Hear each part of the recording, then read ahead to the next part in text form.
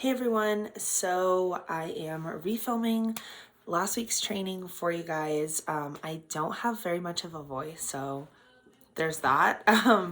And I am filming this a different way, so hopefully it works out and everything like that, since my Chromebook does not want to cooperate. But today we're going to be talking about photo shoot styling and kind of the basics of styling a photo shoot as a model. And I just wanted to put a little disclaimer on this particular training that this is not a step-by-step guide as to how to style a photo shoot or how to style your next photo shoot. It is more of a way to get the gears turning and get you thinking about styling and everything like that, and kind of talking a little bit about the traditional basics of styling a person and wardrobe and everything like that, so that way you can start thinking about styling and everything like that. So this is a very introductory type of training into styling, but it is a great way to start thinking about styling, like I said. So let's go ahead and get into it. So let's talk about first the importance of learning styling as a model. As a model, styling is super important to learn. Wardrobe, styling, whatever you want to call it. It's super important to learn because as a model, you will face, no matter what kind of career path that you choose, you will face some kind of opportunity where you have some say or some input on styling and wardrobe. Not so much in traditional photo shoots, things with stylists, obviously, things like that, but any kind of freelancing, any test shoots, you might be asked to bring wardrobe or might be asked what you think about wardrobe, things like that. And a lot of freelancers will be asked what their ideas are for concepts, and you might have to bring your own wardrobe. So it's really important to know the basics of styling so that way you can have a plan going into it, especially on a freelancing path. It's very important and it's definitely something you'll face. So starting to think about it and starting to learn it is really, really important now. Okay, let's talk about the different body types. So now we're going to talk about dressing these body types and the basics of dressing these body types. And they are more traditionally, or they're the more traditional views on dressing these body types. So by no means is this the end all be all. By no means does this mean, haute couture fashion, anything like that. It's just the basics of dressing these body types and what flatters these body types. And they are based towards women's body types or feminine body types. But it's just, again, something to get your gears turning. So these are the 4 different classic or traditional body types. We have hourglass or curvy, pear or triangle, straight or athletic, also rectangle, or an apple and inverted triangle. And just as a reminder that these are just some examples. They're the more traditional, like I said, they do not represent every body type, obviously. So just remember that. Let's go into detail about these different body types. So we're going to start with the pear triangle body type. So you are probably this body type if you are more narrow on the top and fuller on the bottom. So narrow in the shoulders and bust, and fuller in the bum and hips. And you do not have a super defined waistline. If you do, you're probably an hourglass shape. But let's talk about dressing this body type. Now, most body types and these descriptions that I found just on the internet, like I said, it's the more traditional way of dressing them, is all about elongating and balancing these body types. So you'll hear me repeat different terms like that, and you'll also hear different ways on how to elongate and balance these body types. So for pear and triangle, I'm looking down because I have another screen. So excuse me there. Let's see. So playing with proportions that elongate the body. They look good in statement tops that draw the eye upward and highlight the waist, back, and neckline. Again, we're already full on the bum and hips, so we want to draw our eyes upward to balance that out.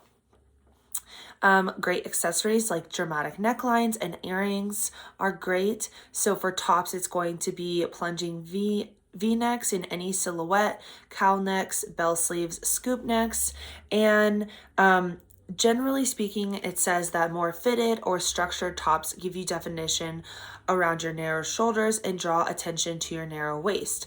So you tend to, if you're on the curvier side, this is still true. And let's see. It says to go with more subtle and dark colors on the bottom. Boot cut and flare denims are going to be great.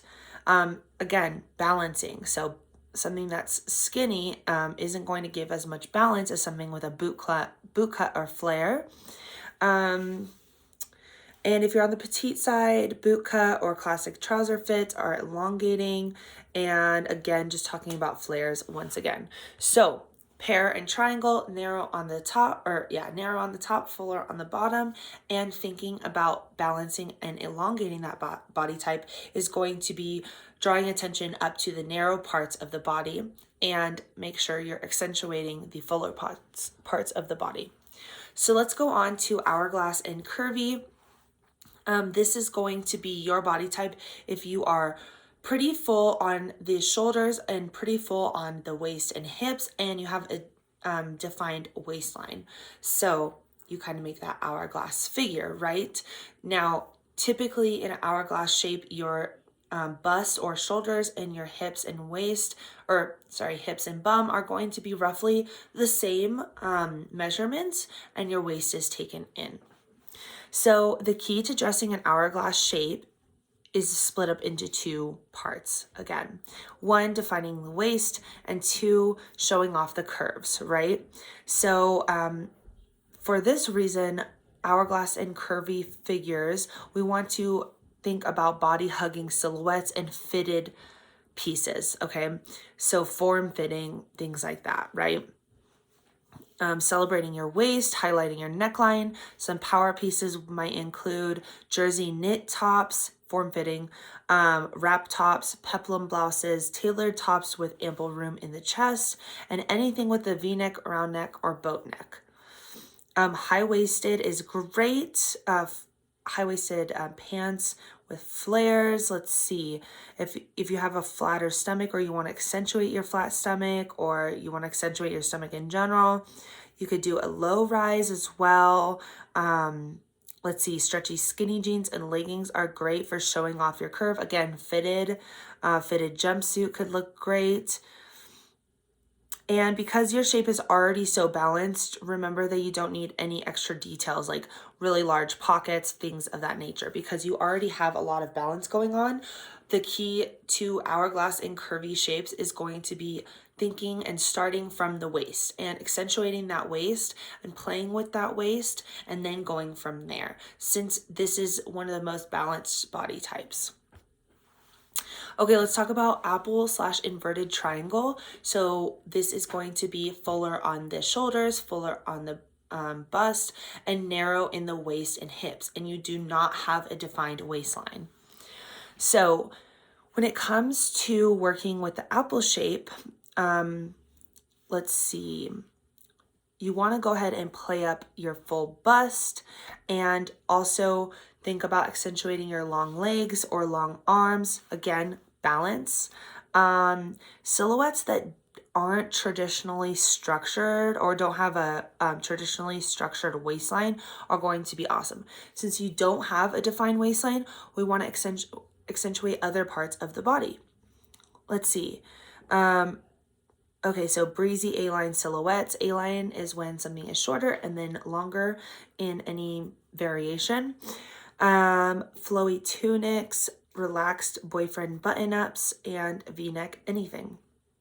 For bottoms, skinny jeans and leggings are going to go great with your shape, especially when paired with something oversized on top. Again, we're working with that balance, okay? Flares and heels are really great for elongating this silhouette. Again, I would recommend doing something towards the ankle or like maybe a statement boot or something like that, like flares or bell bottoms or something like that, because you already have so much going on up top. We want to balance it on bottom. If you have long legs, it says to wear boot cut or flared pants. And it also says that you can also pull off classic trouser fits and cropped ankles. You can pretty much, with this body type, pull it all off. But this is a really great rule of thumb, bringing it back to balance. If you go oversized on top, go fitted on the bottom. And if you go oversized on the bottom, go fitted on the top. That's a great way to always bring balance, no matter what your body shape is too. Okay, and then straight and athletic, or a rectangle body shape, is going to be your pretty much the same measurement all the way around, from your hips and waist to your shoulders, to your bum, to your bust, everything like that. It's more straight, and you don't have as many curves. You definitely do not have a defined waistline. So I tend to stay away from athletic, the term athletic, only because to me, athletic kind of speaks more to like muscular and things of that nature, where this person doesn't have to be muscular to have this body type. And that's why I kind of also use rectangle interchangeably. So think about balance once again in elongating this body shape. So bringing balance to your broad upper half by accentuating your legs and other curves. So it's all about remembering this rule of thumbs: volume on top or on bottom. Again, balance, right? If you go for something oversized on top, make the bottom fitted, and vice versa. And they look their best when they're drawing attention to their long arms, long legs, or defining their shoulders or defining their waist with pieces intentionally. So halter styles, racerback styles, scoop and round necks, and strapless is great for tops. For bottoms, again, pick something that will complement your top. So again, oversized top, fitted pants. Fitted top, oversized pant, okay? So think about elongating with boot cuts or, boot cut or flares. You can also go with flowy and wide leg styles if you're on the petite side. A medium rise jean is great, but high-waisted pants could be a little bit more tricky. So again, bringing balance and defining the curves that you do have, and bringing attention to the curves that you do have, or elongating your body type. So now that we kind of have the basics of how to dress in a traditional way, these different body types, now you can look at your own body type and kind of think about things that help elongate or balance you, or kind of just bring those ideas into your styling and wardrobe for photo shoots. So now we're going to kind of stray away from the body types and go into styling for actual photo shoots. Now, when I was just talking about that, once again, as a reminder, that wasn't how to dress people on photo shoots. It's just the traditional thinking of how to style someone with these different body types on an everyday basis, okay? So now that we kind of know the basics, let's talk about styling when it comes to photo shoots. So I recommend starting with a concept for your shoot. So you want to have a clear idea, clear vision of what you want your shoot to be before you go for wardrobe. This is just something that's helped me personally. It just makes more sense. Once you have a clear idea and a clear vision of what you're going to do, it becomes more clear of what wardrobe you can use, okay?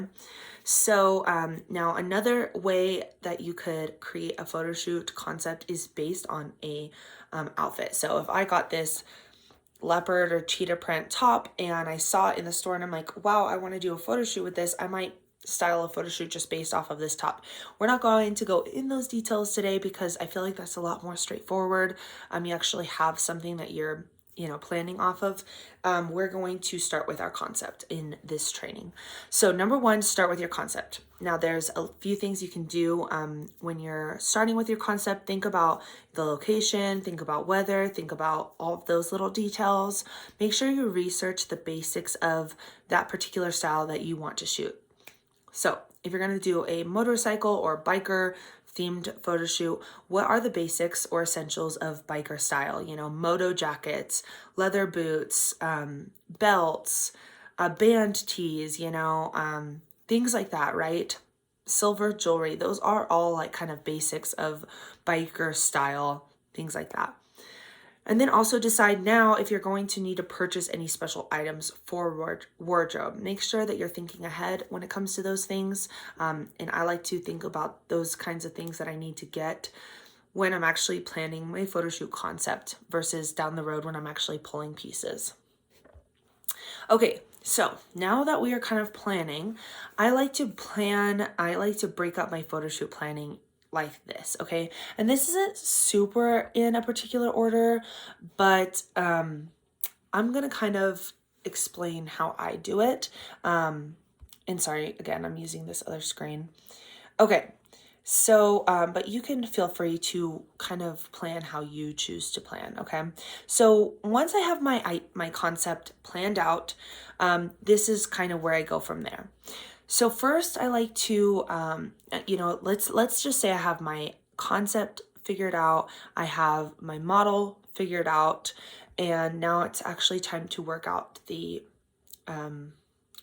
you know, details and pulling everything together, okay? So I like to start with my outfit pieces and the basics of that. So am I gonna do a dress? Am I going to do a top and a bottom? Am I going to do, you know, a suit? Like, what outfit pieces am I going to actually shoot with? And I start there. So I kind of start with a base of an outfit, okay? And plan those things, okay? So let's just go along with this biker theme that we're doing. Let's say I want to do a leather jacket. I know I want to do like a leather jacket, maybe like a one-piece teddy underneath, for some different texture, maybe like some skinny jeans and leather boots. Okay, so I'm just going to start with my outfit pieces, which is going to be like a lace undershirt or a teddy, a leather jacket, and skinny jeans. From there, I like to think about shoes and accessories. So I know I want to do like maybe a leather boot, like a biker boot. And for accessories, I know I want to do silver jewelry. Maybe I don't know what exactly yet, but I know I want to do silver jewelry. And then from there, once I kind of have an idea of the actual pieces I have in mind, I like to think about the color scheme. This is super important, and the next slide, I believe the next slide, we go into detail about color scheme and how to really plan that and think about it and conceptualize it and everything like that. But you want to make sure you're thinking about the color scheme of the entire shoot, the location, the emotions you want to give off, everything like that, right? So if I want my biker shoot to be more grungy and more dirty, maybe I'm going to do dark gray, black, maybe like even a dark sage green, or maybe like a blue or something like that to go with maybe like a road location that's nice and dirty, maybe with like dust, so maybe like some browns, things like that. Then I want to think about what kind of editing I'm going to do or what kind of color scheme the picture is going to have. So like right now in frame, I have this pink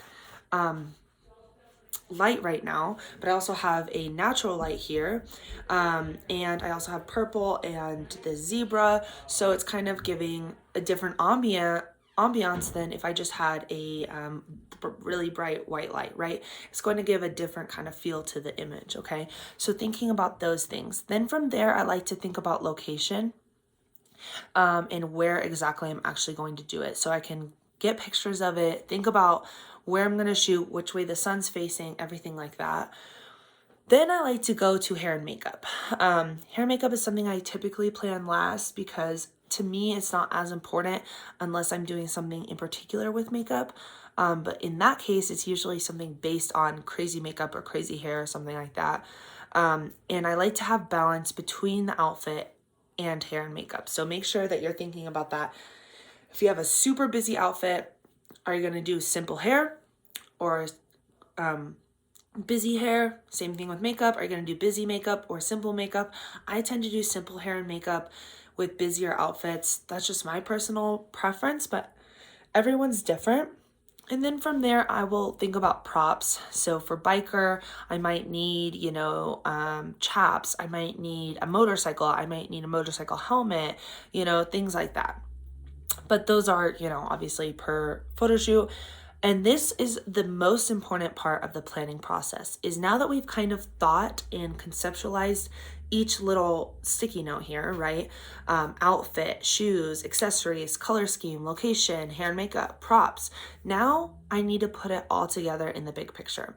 So whether you do this on a concept board or a mood board, or you just write it down, or you actually have all the physical items in front of you and you put them all together, now I like to drag and drop everything into one area and put it all together and make sure it makes sense, because styling goes more than just the physical clothes that you're wearing. And that's what I want you guys to start thinking about and start getting the gears turning about those things. So the big picture, put it all together. Does, do these things work together or do they not? Is it missing something? Does it have too much? Do I need to rearrange something? Things of that nature, okay? So that's kind of the planning process of starting to think about styling and wardrobe, and how I do it for photo shoots, and how I recommend you start thinking about it so that you can bring more awareness to it. So now let's talk about color schemes. So there's 3, and I don't know why it says 2. I can't change it for whatever reason. So there's 3 things, not just 1 and 2, that you want to think about when you're thinking about color schemes. Number 1 is conveying emotion. So this is really important when you're doing any kind of editorial type shoot and you need to tell a story. What kind of emotion is it going to be giving off? Different colors convey different types of emotions and invoke different types of feelings and emotions. So go ahead and do some research on color schemes, and do some research on color and color theory and all of those things, and it will really help you when thinking about your next shoot and how you want the viewer to read that shoot, right? Let's see. I'm trying to think if I have anything else to say on that. Maybe we'll come back to it possibly, but make sure you think about that, right? For example, a shoot in the direct sunlight is going to give you a lot of, and it's edited with lots of yellows and oranges and reds and bright colors, versus shooting something dark and moody when it's overcast, is going to give you a very, very different energy and emotion coming from that image, right? So the second one is going to be the model's color scheme. Or color palette, it's also referred to as, and I think that's what most people refer to it as, but because we're talking about color schemes, I think that's why I titled it that. But you can also remember that color palette is a term that they use as well. Some different resources for you also when we're talking about color schemes is, I forget what it's called, but if you literally just type in like color scheme generator, I think it's one of the top ones. It's awesome. It's what I use to create color schemes, and I have my phone right here. Let me show you like what I'm talking about. You can generate different color schemes. You can lock different colors in place so you can remember, ooh, I like this color, or whatever it is. So here's one I made. You can see this color scheme I made, and I have a few different ones on here. So I have like a pink, a white, a teal, a beige, and a dark pink. I also have this one, purple, light blue, teal, gray, and a reddish pink. So things of that nature. And also like I did one for this, white, black, blue, green, purple, and maybe a peach. And it's really awesome. You can look at different color schemes. You can get color schemes from pictures. You can create your own, and it's free. So definitely check that out. Again, I just type in color scheme generator. It's like the first one. I just don't remember what it's called off the top of my head. But that's something that's great for thinking about color schemes and everything. So let's talk about color palettes in terms of the person who's modeling. So what I'm referring to as a model's color scheme or model's color palette is that every person's skin tone and every person's complexion reacts differently to different colors, okay? So, for example, we have Angelina Jolie here on the bottom left, who is a soft summer color palette according to Google. So these are the shades of purples, blues, greens, pinks, beige, earth tones, whatever that look good on her. And you can also look at the top right photo as well, and we have the same model, and she has two different color schemes or color palettes lined up on her.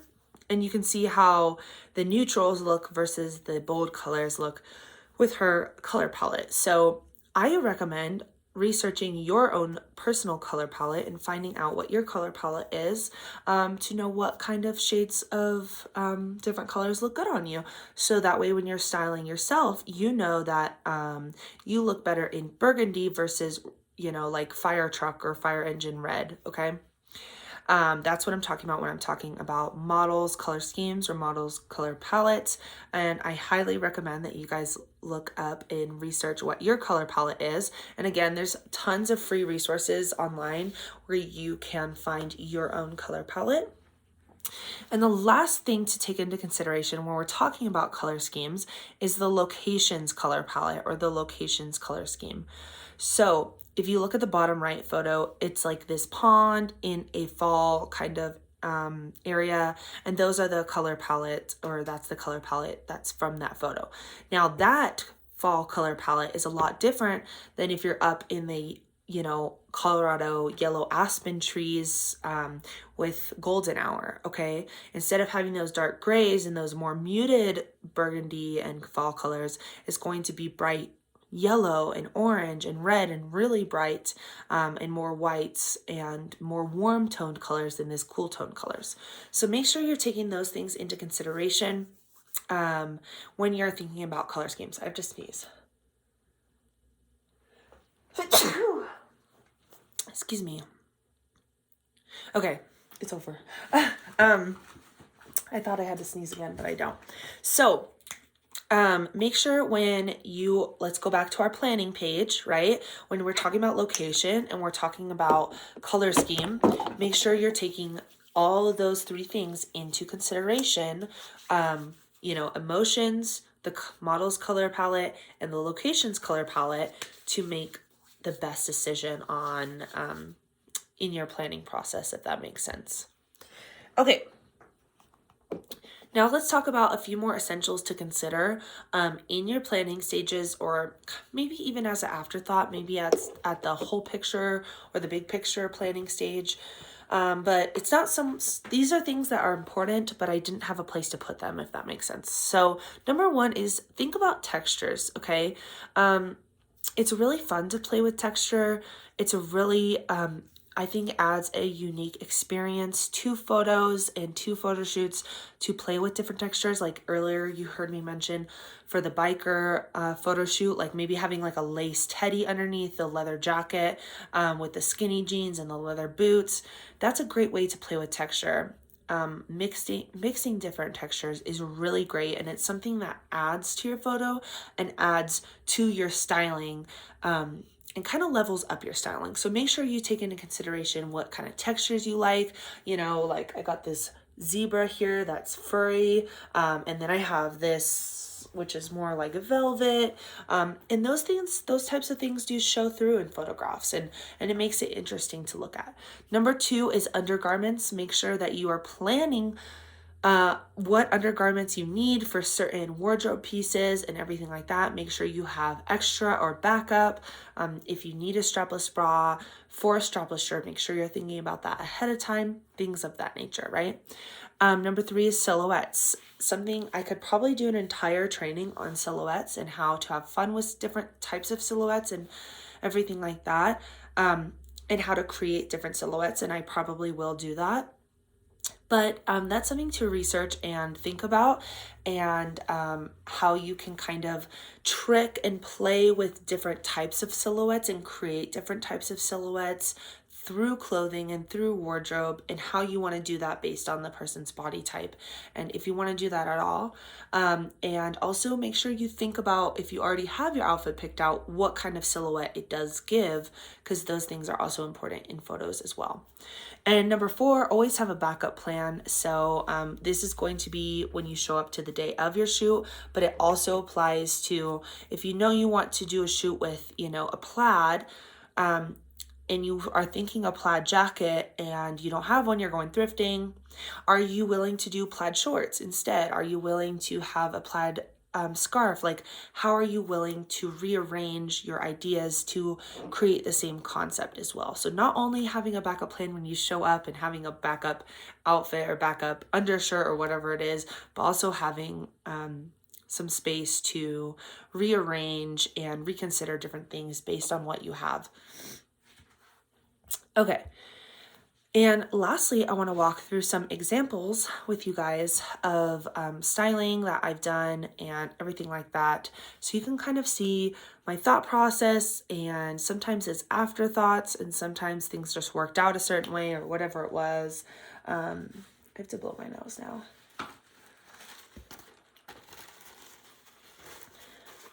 BRB. All right.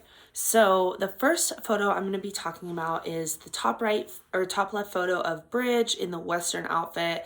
So this photo or this photo shoot, we wanted to do a Western look, but we definitely wanted to have a modern spin on it and have modern touches into it. So first of all, we are shooting at this location that's like a rundown gas station, and now there is a trading post there, and it has this awesome old car that has very like neutral tones and everything like that. So and there's a brick building, so it really adds to that Western and kind of vintage feel. So we knew we had to bring the modern elements in through the outfit. So Bridge is a more rectangle shape, so I knew I wanted to really elongate her and try to define her waist a little bit. So I found these disco pants that I just love, and they're high-waisted, which is kind of sometimes tricky for a rectangle body shape. So what I ended up doing, since they're flared, is I added high-heeled boots and put them under the flare so you can't see them. She just looks that tall, and it helps the flare come out a little bit more, but it also gives her a little bit of height because they're high-heeled. And what I did to offset these pants is go for something shorter and smaller on top.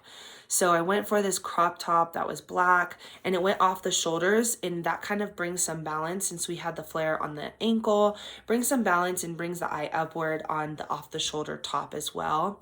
And to help define that waist, we gave her a strip of skin and also a very dangly necklace to kind of draw it in this way, if that makes sense.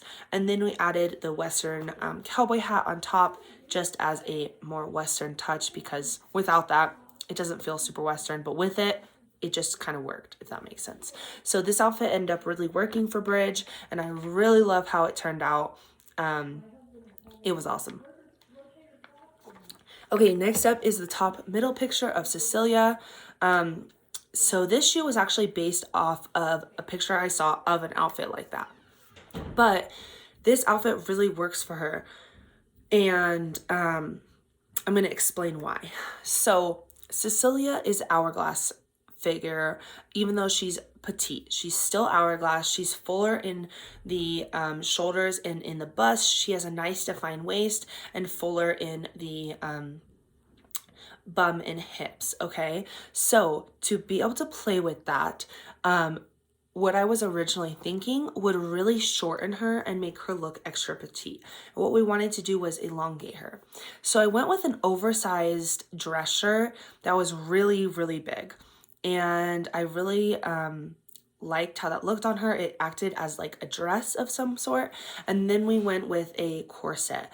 She had this corset. It looked so awesome. And now I like it because it's nice and small. So it's going to really bring the attention up to her shoulders and accentuate the shoulders while bringing that waist super down in, and then again bringing those hips out. And I really loved the earth tones of it. I wanted to shoot at this area with the rocks, and so the brown went really great with it. And it's super nice and tight, and it's nice and short, so it really defines that waist. Now, because the oversized dress shirt kind of hit her in a weird area, if I had done any other kind of shoe, it would have made her look very petite. So to really elongate, we went with these thigh-high boots that are heeled to really make her legs look a million miles long. And we only gave her a tiny strip of skin on the thigh, so it made her legs look super, super long. So, and that really, really worked for her. Again, this is another example of, because we had so much going on in the outfit, we really wanted to find that waist, and we really wanted the outfit to scream like, we wanted that corset to be like the center of attention. We went with really simple hair and makeup, including with her hair up, just to not distract from the wardrobe.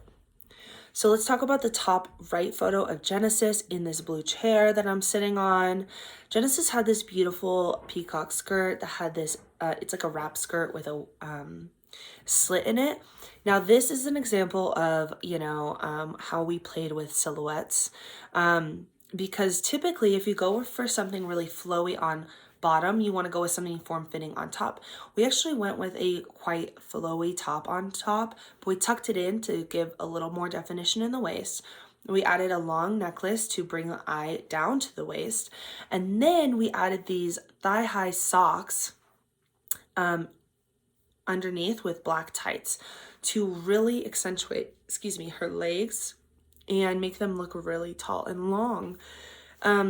And kind of offset the flowiness of the outfit with these super tight thigh-high socks.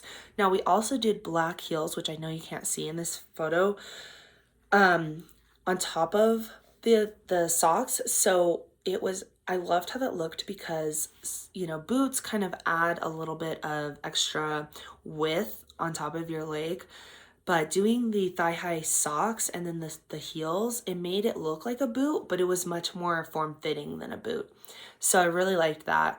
And we also just added a hat to give some structure, since most of the outfit didn't have structure and her hair was down. So we kind of needed to frame her in there. And that really ended up working for her. I really loved that outfit. Okay, bottom left of Ray. This is another great example of having fun with different silhouettes. So this shoe, I know I wanted to do like a black dress or a simple black outfit with this hat, and I really like how this ended up working out. And now this was more of an I did style this shoot, but what ended up happening was more of an afterthought, or something I noticed after the fact that really worked for Ray.